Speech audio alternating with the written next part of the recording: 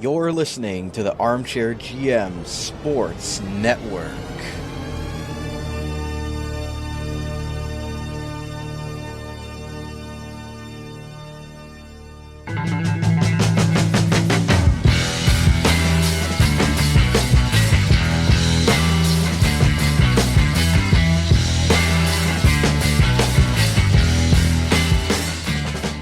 This is Chip Gilchrist, voice of the Kingston Frontenacs. You're listening to OHL Overtime, an in-depth interview show highlighting the players, coaches, and broadcasters from around the Ontario Hockey League who make the league so great, as well as in-person coverage of events such as the OHL Playoffs, OHL Championship Series, OHL Combine, and more, exclusively on the Armchair GM Sports Network.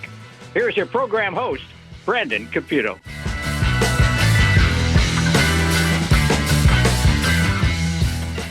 Welcome into another OHL Playoff game recap right here on OHL Overtime on the Armchair GM Sports Network. Brandon Caputo here with you to break down Game 2 of the Mississauga Steelheads and Sudbury Wolves first-round playoff matchup between these two Central Division foes.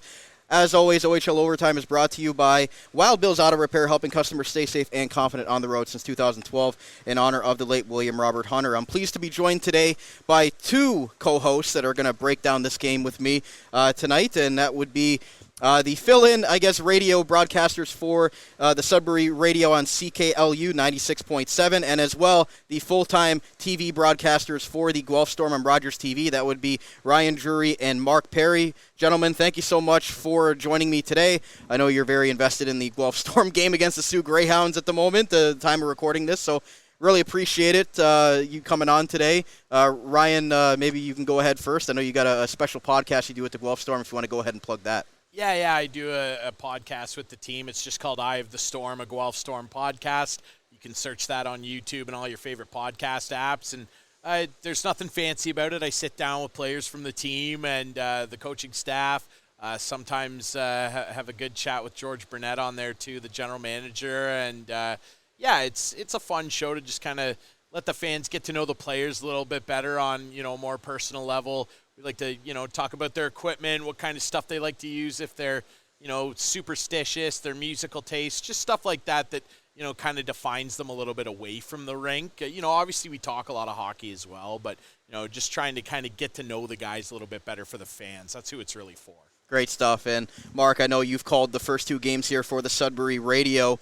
I guess initial thoughts from what we saw, maybe different from Game 1 as we got into Game 2 there. Game 1, a little bit of a sleeper at times, but definitely a better effort today all around from James Richmond's club, and it made for an exciting overtime game. Yeah, a lot more bite in the bark of the Mississauga Steelheads here in Game 2 compared to Game 1. Didn't really have too many chances in the first game on Thursday night, but you can also credit the Sudbury Wolves and their defense. They really shored up on the defensive side of the puck in Game 1 and really protected the front of the net very well. Jakob Vondras, he had to make a couple of 10-bellers on Thursday, but overall he looked solid in that game. But you go into Game 2, and it's that classic Sudbury Wolves hockey. It's that run-and-gun offense, and the credit to the Mississauga Steelheads who went toe-to-toe with them in what was a shootout at the OK Corral here at the Paramount Fine Food Center. The Steelheads, it seemed like that they had some life, that they were going to tie this series. They get the late goal, but then the Wolves come right back, tie it up, and then just put the nail into the coffin to take a 2-0 series lead. And what I would imagine for Wolves fans, when they look at a game like this, is pretty typical. Again, we've seen a lot of games end in those 6-5 finals, those 8-7 finals, a lot of these high-scoring 80s style of hockey games that the Wolves have really put on display this year, where they will put a lot into the net, but they will let in a lot into the net as well. But they come out on the right side of the coin this time around. Absolutely. So we're going to hear from both head coaches tonight in our post-game, Ken MacKenzie from Sudbury side, as well as some candid thoughts from James Richmond on the Mississauga side. But we'll get into it first with our game stats. As always, brought to you by J&L Flooring. If you think you get a better deal anywhere else, you don't know Jack. Contact our Niagara Falls location in your quality flooring project today. As far as the shots go, Sudbury 44, Mississauga 33, Ryan. And 18-5 was the big story there in the third period. on the Sudbury Wolves side. They've really controlled that play in that final period. From your vantage point, calling the game tonight, what did you see, just as far as the pace of play and how Sudbury kind of got better as the game went on? Well, Sudbury made a big adjustment in the third period. We talked about it coming out of the first 40 minutes, and that was they're going to have to adjust from being a rush-first team to a forechecking and cycle team. And they're so talented offensively. They led the league in goals for a good reason, and it's because they can adjust so well offensively. They still have some serious work to do in their own zone. I don't think that Ken MacKenzie is going to be very happy with some of the breakdowns and really unnecessary turnovers that occurred, particularly in the middle of their defensive zone. But offensively, they can play it any way you want, and they really tried to catch Mississauga through the first 40 minutes of play with that run-and-gun style that Mark talked about, rushing up the ice. Again, I think that they're the quickest team in the OHL at transitioning from defense to offense. They have so many guys that can fly, but that wasn't really working for them. And when they went into the third period, a big reason why the shots were so lopsided is because they switched up and started to grind and hammer on the Mississauga defenders below their goal line. And two of the goals, including a really key one from Coach Adelic that ended up tying it at 4 at the time, came from below the goal line. And that's the thing with the Wolves. If you want to try and lock them down and feel like you've got them pinned down in a certain sense offensively, they can switch their game plan up really quickly. They've got a bunch of different guys who are versatile in the way they play from the blue line in offensively, and that's what we saw here. And it was just, at the end of it, a little too much for Mississauga to handle. And, Mark, we saw in Game 1 13 penalties in the first period. A little bit more tame today, but still a lot of penalties. We saw game misconduct as well, a major penalty.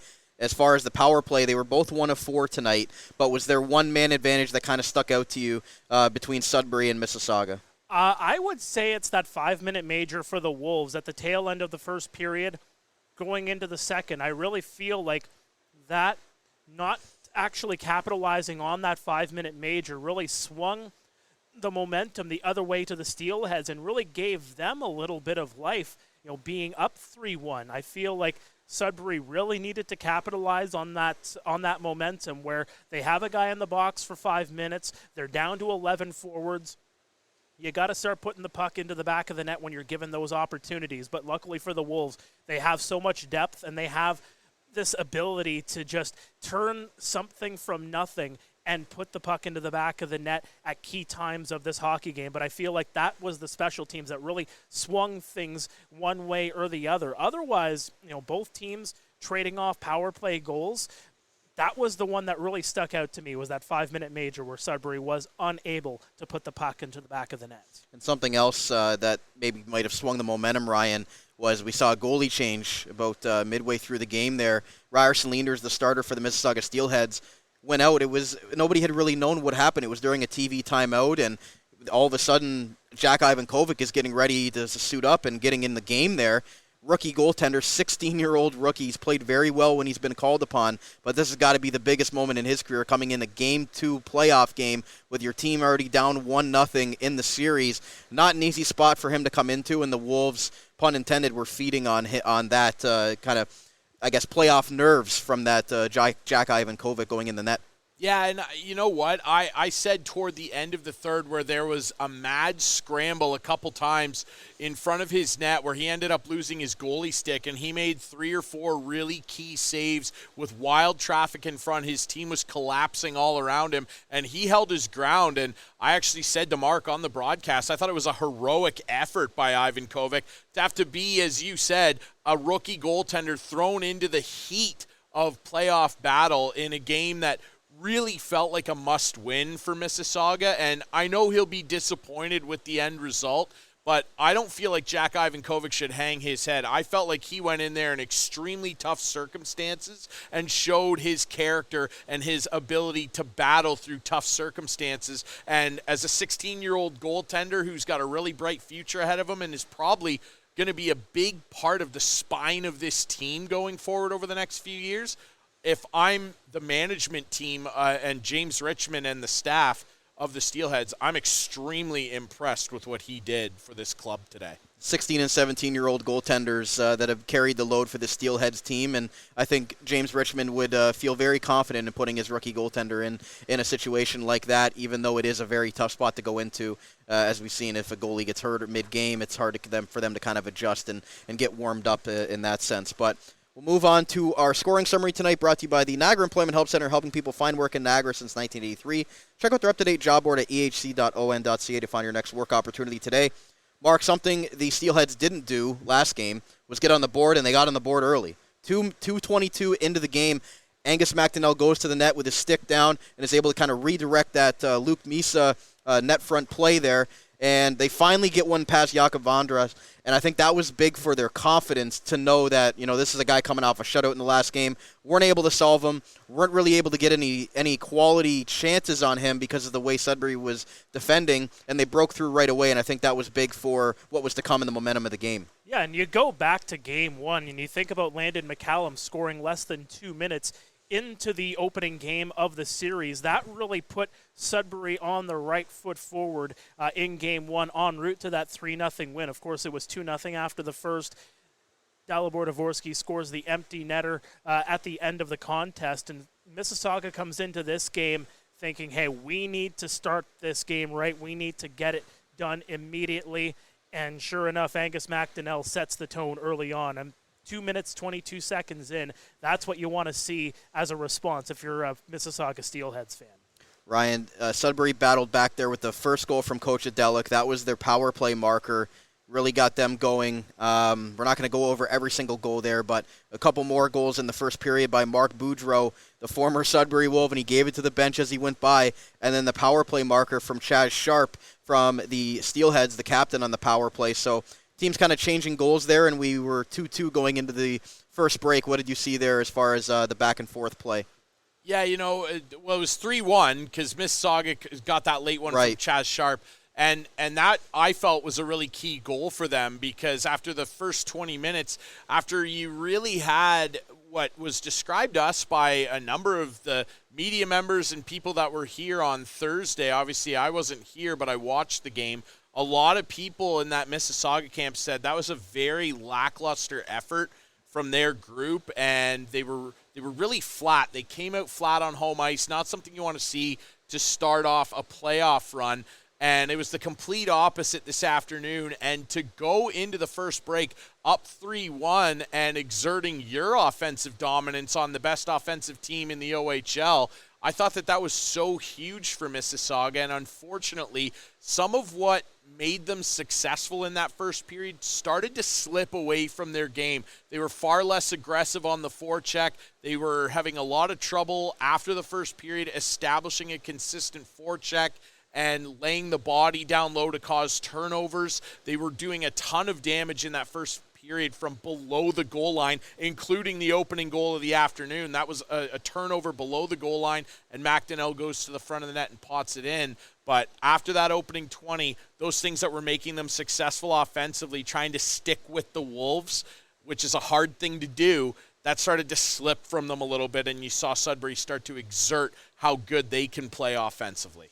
As Ryan said, Mark, 3-1 for the Steelheads going into the first break, and obviously they didn't score in game one, so that was a big momentum for them to go into the room with a lead, a 3-1 lead. But as Ryan mentioned, they kind of got away from the game in the second period. Things started to turn a little bit.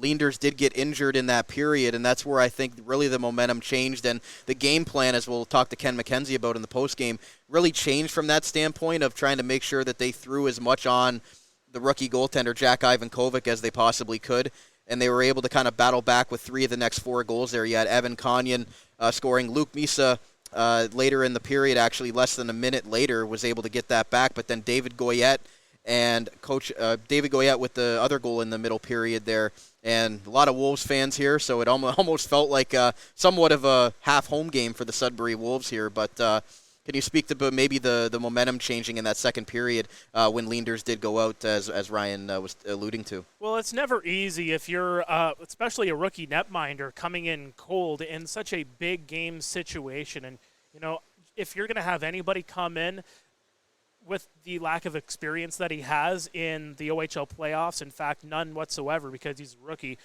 I think back to earlier on this season. Me and Ryan called a game very early on. I want to say it was the third or fourth game of the regular season. Mississauga came in to Guelph, and Jack Ivankovic was starting. It was his second career Ontario Hockey League game, and I felt he was fantastic. I mean, he was making key saves at the right times, and just a guy that really showing those pieces of brilliance that are the reason why James Richmond took him 7th overall in the Ontario Hockey League draft. He comes in cold here in this game and really has to really hold fort. You have a Steelheads team that are showcasing that they can put up some offense at the same time too, but you got to be that backbone on the back end to really try to hold serve, if you will, for the home side. Sudbury did get a lot on him. They put the puck on net quite a bit through the second period and into the third period as well, which we'll touch on in just a second. But that was a goaltender where, despite the goals that he did let in, he came up huge at some key moments of that contest, and Mississauga was able to carry some of that momentum to have some success on the offensive side of the puck at the same time too. And they took a 4-3 lead going into the final period, Ryan. And we talked about Sudbury's dominance in that final period, outshooting them. I believe it was 18-5 in the third period. And it was a very exciting third period, to say the least. Coach Adela gets his second of the game midway through the period. Then Luke Carmiris was able to take the lead for the Mississauga Steelheads on a turnover, and they were able to just kind of find him in the slot there and is able to get it by Vondras. And you're saying, okay, here's the Steelheads' chance to battle back in this series. They take the lead late. They're going to seal it. Sudbury's got the goaltender pulled, and all of a sudden the Wolves say, Evan Conyon is able to tie the game with just over a minute left, 1:07 in regulation, to be able to get it to that extra frame. Can you just talk about what you saw, the back and forth, and the nail-biting final minutes of that game? Two teams, the 4-5 seed, really going at it, Central Division rivals, and coming right down to the end, and unfortunately needing an extra frame for the Steelheads. Yeah, and that goal late with the goaltender pulled that Conyon gets his second goal of the game on a tip play in front off a really great shot from McCoy, and a good decision by the defender to kind of walk across the blue line, get himself more into the middle between the circles and rip one, and Conyon's just in good position to tip that home. But, everybody here that's a Steelheads fan and everybody listening thought, Carmiris was sending them to a huge Game 2 win to potentially tie the series with a very timely goal, and he's done that a lot this year for Mississauga. He's a key factor for them and can do so many things in his own zone, but he chips in with really timely goals for Mississauga, and they thought he had another one, and unfortunately what ends up happening is really just more exertion of what we talked about with Sudbury, and what made them so strong in that third period was them leaning below the goal line. The puck gets rimmed around on a turnover. Mississauga had it on their stick below the goal line and couldn't get it free of the extra attacker out there for the Wolves, who came in and made a big hit, and it rims up the boards and ends up on the stick of Musty, who drops it back to McCoy, and he's got all sorts of time, and he smartly waits for the lane to open, and he sees traffic, and he can see the net, and he fires it, and Conyon tips it in. And right when that went in, it's a back-breaking goal if you're Mississauga. I just felt like that was their opportunity, and it slipped away, because you could just feel the Wolves were going to exert themselves even more in overtime, and they did, and end up on top. I just want to make a quick note on McCoy, of course. The patience that he displayed, this is a guy that you bring in near the trade deadline, a guy that last year won an Ontario Hockey League championship with the Peterborough Petes. That's the playoff experience coming into play. When you're down by one, you have enough wherewithal, enough patience to really settle things down and slow the game down enough to a point where you're able to put the puck into the right area at the right time to get a key goal. Yeah, absolutely. And you just kind of felt, as Ryan mentioned, the sails kind of, it was a deflating goal for the Steelheads, because Stevie Leskovar, he's a smart player, and they rely on him to log big minutes back there, but he just wasn't able to get that puck out. And as you mentioned, Musty keeps it in, and that's a back-breaking goal for the defense, because the empty net's there, the other team's in desperation mode, and they get that one to tie it, and you know how important this second game was, knowing you're going to have to go on the road back up to Sudbury, Ryan. It's one of those goals where, like you mentioned, that was Mississauga's opportunity to really seal it, and they weren't able to do so. Yeah, it's a crusher for sure, and they're going to have to dig really deep now to try and get themselves some life in this series. That's a tough barn to go into on the road, let alone being down 2-0 in a playoff series. And, man, you know that the fans up in Sudbury, the Nickel City, they're going to be in full throat supporting this team. And, man, they can feel it now. 2-0, you really strip away that advantage that Mississauga had coming in to the series with home ice advantage, and now that evaporates in the blink of an eye on a tip play on that McCoy shot by Conyon. And again, Mark said it, that's why they went out and acquired him. You go and get a guy with championship pedigree to push a club like this that's looking for championship pedigree over the top in situations like that. And again, a guy that just has a really low panic threshold makes a huge play, and then in overtime, this offensive juggernaut of the Wolves, they're just so hard to handle. They come at you in waves. And Coach Adelic, with the performance of his lifetime, he was immense today, and he ends up on the right side of the OT winner. And, man, the Steelheads are really in one now. Mark, what did you see from your vantage point calling the game on that OT winner? I almost felt, as we were coming out for the overtime, that this thing's going to end early. I don't think this was going to be, a double overtime game or a long game. I felt like with the adrenaline that these two teams had, it was going to end early, and it did at the 2:33 mark, as Ryan mentioned. Coach Adelic getting his hat-trick goal from Goyette and Dalibor Dvorsky, just a lethal offensive team, and their top guys came through when they needed them most, and they were able to get it done. Steelheads exit the zone, given away by McCoy. Now Locust shot towards the goal, blocked in front as McCoy got back. Same with Dvorsky. Now Goyette, the league's leading scorer, 1-on-2 in over the line, snaps a shot, blocked by Sharp. Goyette stays on the puck, tries another centering pass, cleared away briefly. They score! Delic, a hat trick, and the Sudbury Wolves have taken 2 from the Steelheads on home ice, and the series shifts to Sudbury for Monday night. And it's a 2-0 lead for the Wolves. Goes back to puck management again. It has burned the Steelheads all game. Bad puck management in their own zone. A puck pops up to the slot. Coach Adelic finds it, deposits it. That's a hat-trick goal, and Sudbury leads this series 2-0. Audio goal highlights are courtesy of News Talk Saga 960, the radio voice of the Mississauga Steelheads. Catch all the playoff action on saga960am.ca. I'm just going to say it right now. I called it. You did. I totally did. So before overtime, we both made our picks. Coach Adelic was my pick for the overtime goal for the Sudbury Wolves. And on that play, that is Coach Adelic being able to just get loose, get into a prime scoring position with no eyes on him, because everybody's eyes are on the 2 Sudbury Wolves players in the corner trying to get that puck loose in David Goyette and Dalibor Dvorsky, 2 surefire future NHLers within the next year or two. Coach Adelic comes in, finds a slot, and as quick as it goes onto his stick, it goes off of his stick, and he's able to go top cheddar to finish this game in overtime. That is a guy that's able to just take advantage of being that one player that, I learned from Tom McCarthy, a former NHLer, a former coach, God rest his soul, a guy that he's always told me that the most dangerous player on the ice is the one without the puck.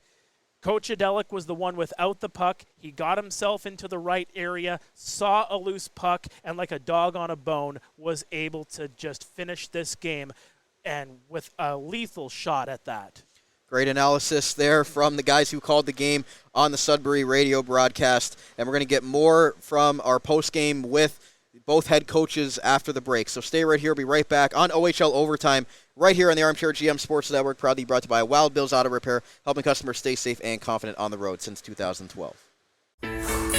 Wild Bill's Auto Repair is your local center for auto maintenance and repair in the Niagara region. Since 2012, Wild Bill's Auto Repair and Body Shop has been helping customers stay safe and confident on the road, knowing their vehicles in top running condition through their services. Located at 7868 Oakwood Drive in Niagara Falls, the garage started as a tribute to the owner's father, William Robert Hunter, who passed away, continuing the same community spirit and high level of service which customers came to expect from him back at Hunter's Auto Repair. Their multi-award-winning auto shop has earned the trust of the Niagara community with its fair treatment of all customers, who can feel confident they'll get the trustworthy advice and repairs during their visit. Their experienced crew loves meeting new people and looks forward to forming a lasting partnership for the care of your cars. To find out more or to book a service, contact them today. 905-358-7868 or wildbillsauto.ca. Wild Bill's Auto Repair, helping customers stay safe and confident on the road since 2012. Since 1999, Niagara Dental Clinic has been helping thousands of patients achieve natural-looking smiles with the confidence to show them off. Sean Battelle and his wife Anne, both licensed denturists, bring a wealth of skill and experience to the warm and friendly atmosphere to their Niagara Falls location at 5501 Drummond Road. And their on-site Niagara Hearing Clinic offers free hearing tests and a variety of services to fit your needs. This family-run practice takes pride in providing superior care and service to their patients, along with the best premium products available on the market. Get the best work done at a more reasonable price. Niagara Dental Clinic is here to help. Protect your teeth with a mouth guard, replace missing teeth, and get better hold with your dental implants. Call them today for a free consultation at 905-353-1552 or check them out online at niagaradentalclinic.com. Niagara Dental Clinic, creating natural smiles in the Niagara region for 25 years. Pets bring immense joy to our homes, becoming an integral part of our families. But this living, loving experience often requires a little extra care and attention. That's where Global Pet Foods comes in, with owners and staff ready to support you every step of the way. Check out one of their locations today. 3643 Portage Road in Niagara Falls, 160 Highway 20 in Font Hill, or 400 Scott Street and 344 Glendale Avenue in St. Catharines. Global Pet Foods, where pets are undeniably part of the family. Proud to sponsor the Dog Pound Podcast, the official podcast of the Niagara Ice Dogs. J&L Flooring is Niagara's specialty flooring and design company. They take great pride and provide elite customer service and support. With a beautiful showroom, great pricing, and a wide variety of truly unique products, J&L Flooring is your specialty flooring and decor boutique shop. All of their products are environmentally friendly and responsibly produced so you can feel good about your flooring choices. Their goal is to build authentic relationships based on honesty and integrity that they foster with respect and authenticity. Offering a unique and wide range of quality products presented by a knowledgeable and patient team, they simplify the process to make your life easier and to make your home more beautiful. Visit them at 4424 Montrose Road in Niagara Falls or find out more at jnlflooring.com. If you think you can get a better deal anywhere else, you don't know Jack at J&L Flooring. You're listening to the Armchair GM Sports Network, the Niagara region's best local source for North American sports podcasting coverage. By sports fans, for sports fans.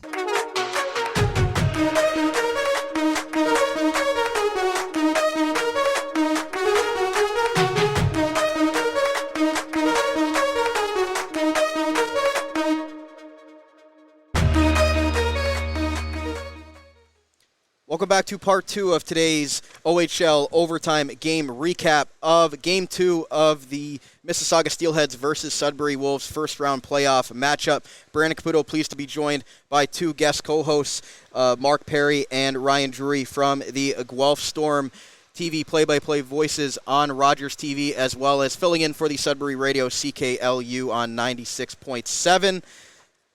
Guys, before we hit to both head coaches here for the postgame, I mean, did you see anything on that play with Leenders where you thought, okay, I mean, I know this series has been very chippy and there's been a lot of stuff after the whistle. We saw the referees have to get involved and say, okay, guys, let's calm it down a little bit.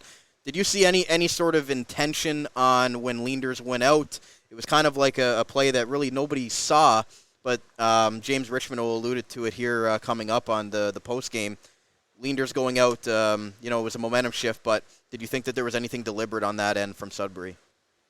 It didn't look like it to me. I mean, I just thought it was a hard net crash heading toward the TV timeout at the time in that second period. And we were all very confused when Jack Ivankovic came out and there was no sign of Leenders. It didn't look like anything in particular was bothering him when he went to the bench. And then all of a sudden he disappears down the tunnel, and here comes Ivankovic over the boards. And my initial guess was that Leenders had some sort of equipment problem, a bad skate blade or something wrong with his pads, and we kept looking for him to come back out, no sign of him. And then, the third period starts, and they've got their third-string goaltender wearing the ball cap, and you're thinking, okay, something is seriously wrong here. But I didn't see anything on the play. I mean, if you're asking me if I think this was like a Chris Kreider, Carey Price type of thing, no, I really didn't see anything where I would personally, I'd have to take another look at it, but in the moment, I didn't see anything where I thought, boy, they really ran the goaltender over and they did it on purpose. I certainly didn't feel that way. I don't know what you thought, Mark. I mean, I'm in the same boat. I didn't really see anything deliberate on the play whatsoever. I felt it was an innocent enough looking play to the point where, both of us were really taken aback at how Jack Ivankovic came into the game. It was just, he's appeared all of a sudden, and he stays into the hockey game. And again, I will agree that I thought it was an equipment issue as well. I thought, we'll see Leenders come out of the tunnel. He'll be ready for the next whistle. He'll come back into the net. Nothing really shady or anything of that nature. But sure enough, Ivankovic stays in for the lion's share of the game. And now we start to wonder what is the situation surrounding Ryerson Leenders. We're going to hear from James Richmond, the Mississauga Steelheads head coach right now, brought to you by Global Pet Foods, where pets are undeniably part of the family in all 4 of their great Niagara region locations. Here is the Steelheads head coach on his team's performance in Game 2 and what they look for as they have to go up to Game 3 in Sudbury. Adversity on several fronts now. How do you respond going into Sudbury now? The game's behind us now, right? So we have to go in and win game 3 there. That's it. Yeah. Do you look at it a little differently than you did, say, after yesterday, especially from the effort? We had better effort today. We had better pushback, played better speed, but, with their guy taking our goalie out, the same guy hit our goal in Game 1, hits our game in Game 2, and he's out of the game. And then we lose 2 forwards early on. A lot of adversity there, but our guy stuck with it, yeah. I guess that answers one thing happened with Ryerson, because I guess you'd have to be watching the play pretty closely to see that he was taken out by somebody. But we were thinking maybe he tweaked something that went under the radar. He was deliberately taken out in the crease. So. Same as yesterday. Yesterday was just kind of a head against the post. He's fine there. Today wasn't. So. How did you try to calm the waters today? Get these guys to realize, the game? Either the start or midway I think the waters was too calm last game, so we wanted to ruffle the waters today, and I thought we did a good job of it. We started well, and then we took some bad penalties again, got us into trouble, and they got back into it. It's a high-scoring team. They win 6-5, so they're okay with that. But the last goal shouldn't happen, right? I mean, our guy comes back and takes out our D. Come back to your spot, and that doesn't happen. So, just a bad play, mistake. I was going to ask too about the one before that, obviously, that ties it late. You guys get the one. It seems like you kind of break through when, obviously, the third period is kind of going their direction. We had the puck on our stick. It should have got out. It didn't get out. And then we had a guy overextend. Again, it's a mistake. Our guy overextended in the D zone, and it opened up the middle of the ice. And then, you got to try to block it, right? So, great shot. Not an easy spot for Ivankovic to come in, especially a young guy in his first playoff game. Just speak to how he was able to kind of settle it down a little bit there. I know they were able to get to him, but coming in that spot, it's not easy for him. Yeah, I know, you're right. Anytime a goalie comes off the bench without knowing he's going in is difficult, and then add in that it's his first playoff game. He's 16 years old, so I'm expecting him to be a lot better in Game 3. And what's the message as you head back there? You're obviously going to need to pick up one on the road here in a hostile environment going back to Sudbury. So does anything change now that you're shifting to being the road team and knowing how much adversity you're going to go through? No, we need to win the next one. and then worry about the one after that. So we need to win the next game. That's it. There was Mississauga Steelheads head coach James Richmond on the Global Pet Foods postgame. Ryan, initial thoughts there from a candid James Richmond. He believes that his goaltender was deliberately run into 2 straight games, and it looks like they're going to be without him at least for the time being. We'll see what happens in a couple days when Game 1 happens up there in Sudbury, but he was pretty adamant. He seems pretty convinced that, his team's been done wrong by. I would have to look at a replay to see the instance he's talking about. But, when we saw Leander skate off the scrum in front before, I didn't think that there was anything particularly strange or odd about it. It looked like a hockey scrum in a playoff game to me. But I would love to see or analyze the angle that he had on the play in question. We were told after the game that Leanders has a groin problem, which forced him out. But, he seems pretty convinced that something wonky happened there. I'd love to have a look at it again, but in the moment, I didn't see anything that was offside in my opinion. But, maybe there is something there. I don't know. Mark, he alluded to losing a couple players there. Schrock gets the game misconduct, 5-minute major. He's gone. Boudreau scores but leaves the game, unfortunately. He's gone. They're without their starting goaltender. So what were your takeaways from what the head coach said about his undermanned lineup? I'll go back to the deliberation of the comments on the running of the goaltender of Ryerson Leanders. Again, I'll stick by my word where I didn't really see anything egregious. But this game is behind them now. He said it himself. We need to win the next one. The most important game for the Mississauga Steelheads is the next one. Game 3, Monday night in Sudbury. If you go down 3-0, 2-0 is quite the hill to climb. 3-0, you don't come back from 3-0 too often unless you're the 2019 Guelph Storm. Yeah, exactly. One thing I will say, too, and I'm not trying to get into a media back and forth with James Richmond or any of Steelhead Nation, but if anybody out there is under the impression that they lost this game because Ryerson Leanders unfortunately had to leave because of injury, I'm sorry to tell you that's just not the case. In that third period, we already covered it with you, they were not hard enough on pucks in their own zone, and he talked about it right there. James Richmond did on the tying goal. He said it. It's right on our guy's stick, doesn't get it out, and then someone overextends himself at the top of the zone, and that allowed McCoy to back himself up into that shooting lane. So it's 2 mistakes that lead to that tying goal, and then it's a myriad of mistakes that end up leading to the overtime winner. And we talked about it when it went in just after Delic completed his hat trick to seal this victory, Mark.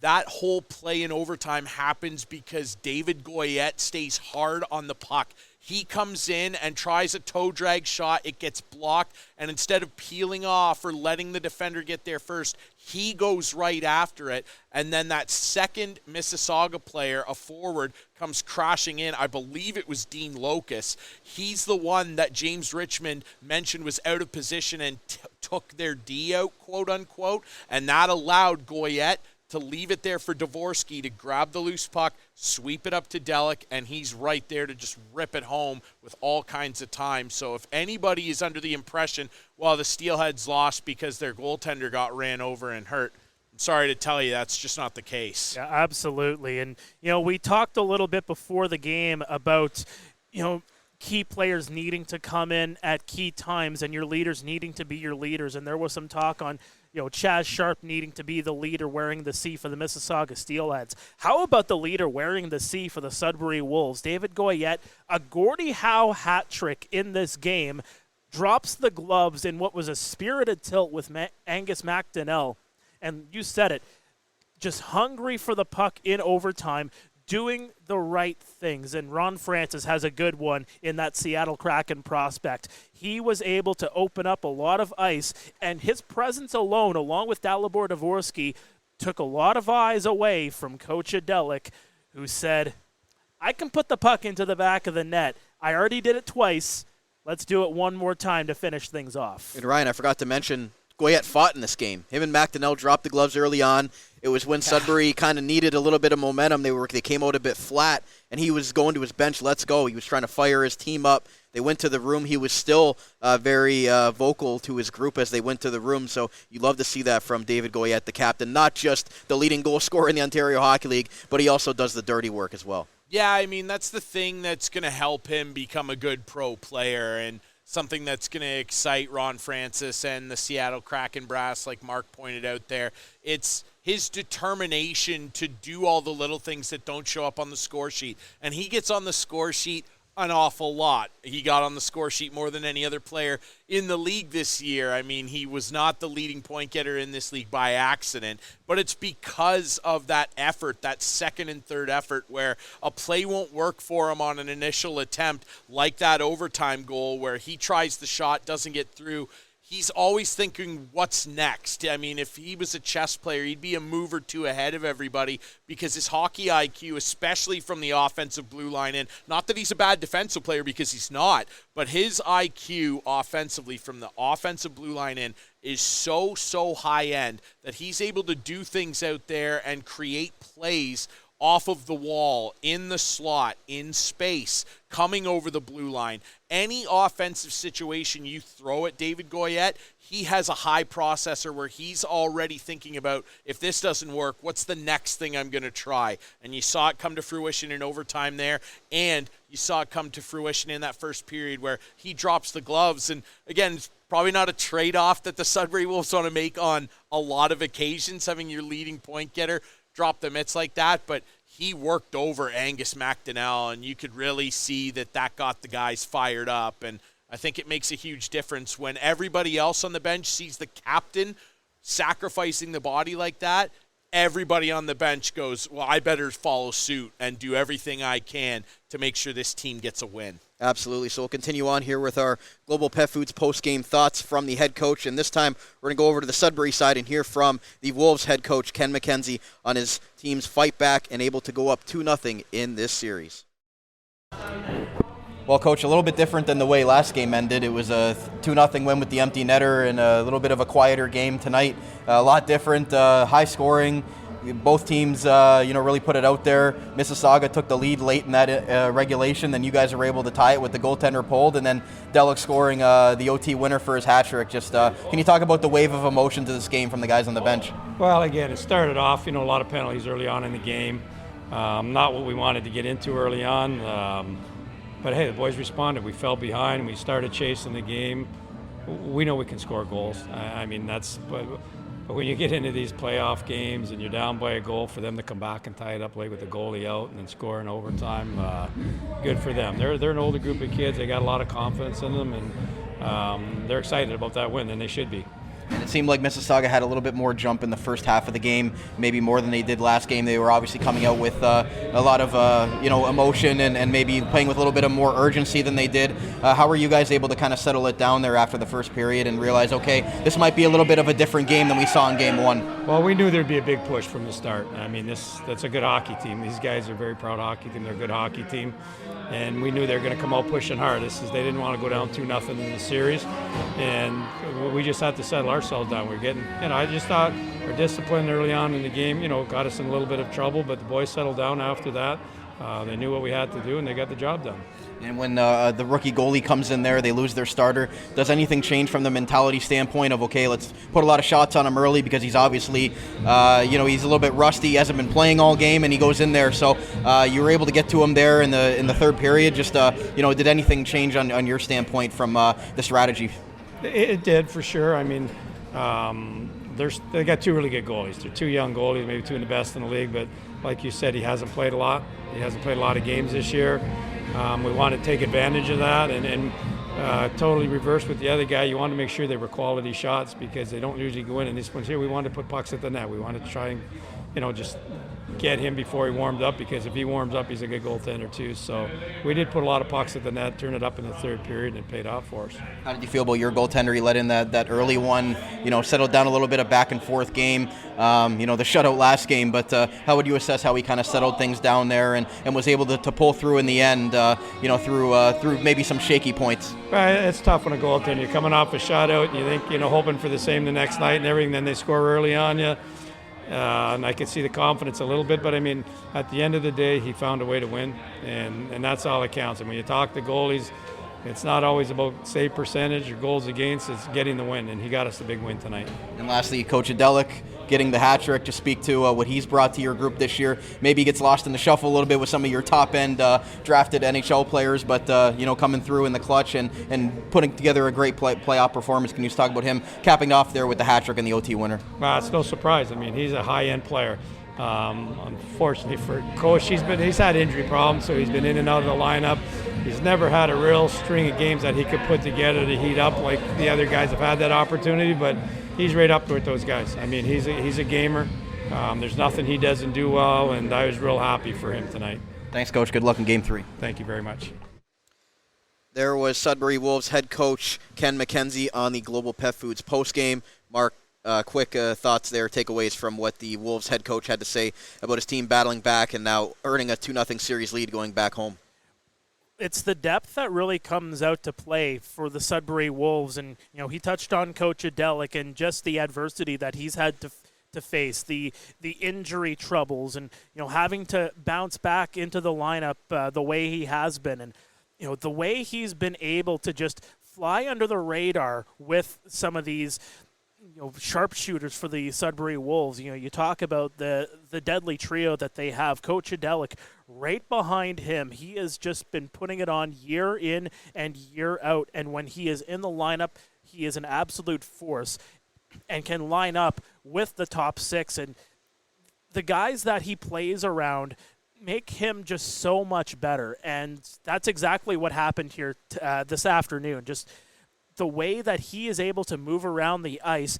He is a guy that has professional pedigree in his veins. The way that he is able to just read plays and just allow the guys that are with him to play how they need to play. Their style of game really complements his style of game of just being able to just get into those tight areas and really capitalize on situations that are given to him. He lets the play come to him, and he sure as heck did that in overtime here today. And maybe he's even been able to elevate his game playing around some of those guys that are NHL drafted and those guys that are highly touted, maybe being able to up his game and learning some tendencies from them and just feeding off of their game as well.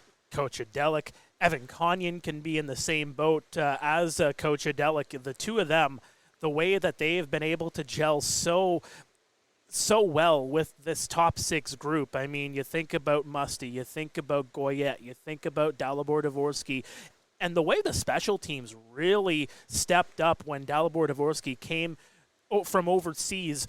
This was a team that was operating at a 7% clip on the power play. After that, from November to December on, this is a team that was operating at 30%, going from by far the last place team in the Ontario Hockey League when it came to power play percentage to being in the top 4. When you have that kind of a shift overnight, really, too, you go from 7% to 30% month by month the rest of the year. It's not going to come on the back of Dalibor Dvorsky alone, mind you. It's going to be those extra guys that are getting the job done. But you think about just the way this depth has been able to gel so well and operate as a team. Dvorsky was a huge piece coming over to capitalize on those special teams, but it is those depth guys that have been able to gel so well to really complement that high-octane offense, and Adelik and Conyon really resemble that. And Ryan, the other thing that he talked about there was they did change their strategy up once Ivan Kovic got in the game. He talked about wanting to get high danger chances on Leenders and maybe not throwing as much on him, because if he sees it, he's going to stop it. Having Ivan Kovic go in, not wanting him to get warmed up, and we obviously saw that in the third period where they threw 18 shots on him. It's interesting to hear the Sudbury head coach say that was really the change in getting them to adjust and really took it to Ivan Kovic there. Well, it's one thing to adjust. It's another thing to execute. I mean, you can make all the adjustments you want and say, guys, we got to try and do this different. We want to try and do that different. Unless guys execute the game plan and understand what the coach is asking from them in that type of given situation. I mean, it kind of ties into what Mark was talking about with their power play and how it struggled so mightily early on, and then they were able to adjust and find ways to make it consistently successful. That's what they were able to do in that third period. And again, it's not just down to Ivan Kovic going in and, yeah, he's a smaller goalie, bit of a different look, sure, but it's the way that they generated their chances. It's not enough to just go out and say, let's throw as many pucks as we can toward the front of the crease and see what happens. They're too skilled a team, Sudbury is, to just go with a pour it on and throw the kitchen sink at the kid type of thing. It's the way that they consistently generated their opportunities to throw the puck into high danger areas where they really, really leaned on that Mississauga D-core in that third period, and they had all kinds of trouble getting pucks cleared away from danger zones. And the Wolves, they're so good at taking their opportunities on rebounds and recycling pucks back to the point to reset their look. That's what really, really shifted the third period in their favor. No, it absolutely did. And before we get out of here, I'm going to put both of the gentlemen co-hosting with me today on the spot with our Player of the Game, brought to you by the Niagara Golf Lounge. Niagara's home for golf and sport year-round, located in the best Western Carencroft Hotel. Visit NiagaraGolfVacations.com to learn more, to host an event, or to book your golf bay today. Mark, we'll start with you. Who was your Player of the Game for Game 2 between the Steelheads and Wolves? Coach Adelic. 2 words. A hat-trick performance and just having key goals at key times in this contest. Coach Adelic was fantastic in this contest. Ryan, who's your Player of the Game? I mean, it's hard not to go with Coach Adelic because of the performance he puts up, but just for the sake of being different, I actually legitimately felt like this kid was a threat every time he was on the ice for the Wolves, and a guy that can really get lost in the shuffle, that had a heck of a performance as well with 2 goals. I thought Konyan was fantastic, and I thought he was dangerous every time he was out there. He's a shifty kid who's got some good size. It's not afraid to go to those danger areas and take a little bit of punishment from defenders to do so, and he did that, especially on the tying goal, which was huge. I mean, when you consider that Mississauga got that late goal from Carmier, so just over 2 minutes left, it'd be pretty easy to see a team kind of wilt there and go, geez, with this comeback effort, we tried so hard, and they get that late goal, and you can take your foot off the gas. Not with Konyan. He goes out there, the goalie gets pulled, and he goes right into the punishment zone, 3 feet out from the crease, taking hacks and whacks from the defenders, and he's there in great position to tip that tying goal home. I thought he was spectacular today. 2 very good picks there, and you could have maybe given it as well to a couple other players on the Sudbury Wolves, but as you mentioned, 2 goals for Konyan, the goal to tie it late, and obviously Coach Adelic with the hat trick and the game winner. Those were 2 great choices. But as we wrap up, gentlemen, final thoughts. Sudbury's up 2-0 in the series going home. What's going to be your key for Sudbury to close it out, and what's your key going to be for Mississauga to get back in this thing, because they just lost home ice advantage now, and they're going to need to go up to Sudbury, and that's not an easy place to steal 2 road games, but they're going to have to at least win one of them to keep this thing alive coming back to Paramount 5 Food Center for Game 5. Sudbury needs to feed off the crowd. You got home ice advantage. You had a little bit of a home ice advantage here in Mississauga because there was just over 2,000 announced in the crowd here this afternoon, and I'm pretty sure 3/4 of it were Wolves fans coming down from the Nickel City. There was a huge contingent of Wolves fans in behind the bench, and the Wolves really generated a lot of their momentum, a lot of that energy from that. They go home. That building is going to be rocking. It is an old barn. It is a lovely barn. You're going to have to hold down the supports because the Wolves fans are going to be coming in full throat, and it's going to be a tough, tough building to win in if you're the Mississauga Steelheads. If you're the Fish, you got to block out the noise. You got to just let this loss be this loss and just move on, because no matter what, a 6-5 loss still looks on the board as a 2-0 series deficit. It's just the 1 loss. You can come back. Everything starts square at 0 in the new building, in the older building, I should say, on Monday night. And you just got to take this series right back, win 1, and then move on from there. I think in terms of Mississauga, if they're going to get back into this series in a very hostile road environment, pretty simple for me. Defensively, they got to have a little more backbone, and that really comes down to having better support along the walls. That third period where Sudbury were just cycling like madmen, they were dominating board play. You got to make sure that if you're a defender, you don't turn the puck over from behind your goal line if you're Mississauga, and make sure that if you're a forward, you're down there supporting and not leaving your check wide open at the top of the half wall or back to the point. You got to make sure that you seal those walls off that Sudbury just ran rampant on you in that third period. For Sudbury to continue their push here and potentially close this out in a sweep, which is something that they would love to do heading up to the Nickel City now, for them, they just got to maintain their discipline. Mississauga can creep back into this series if you get a little too wound up on that energy from the crowd and take undisciplined penalties like we saw the Steelheads do quite a few times, including that 5-minute major to Sherratt.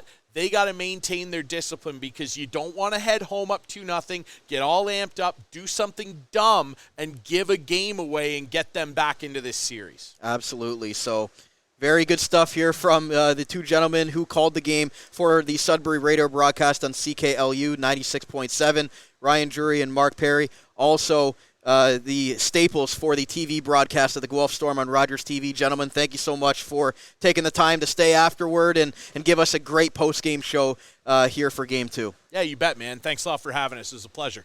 Wait, we have to do a game Monday? Set your alarm, bud. Oh, yeah, it'll be fun at the Sleeman Center. We got to focus on another series, but glad to be here. Best of luck to the Guelph Storm against the Sioux Greyhounds. Well, that's going to wrap up another episode of OHL Overtime and our Game 2 game recap of the Mississauga Steelheads and Sudbury Wolves here at the Paramount Fine Food Center. For Mark Pare and Ryan Drury, my name is Brandon Caputo. Thank you for tuning in to another episode here on the Armchair GM Sports Network, and we might talk to you next Friday if the Steelheads are able to get a game up there in Sudbury and make it a series. So we'll talk to you again very soon. You're listening to the Armchair GM Sports Network.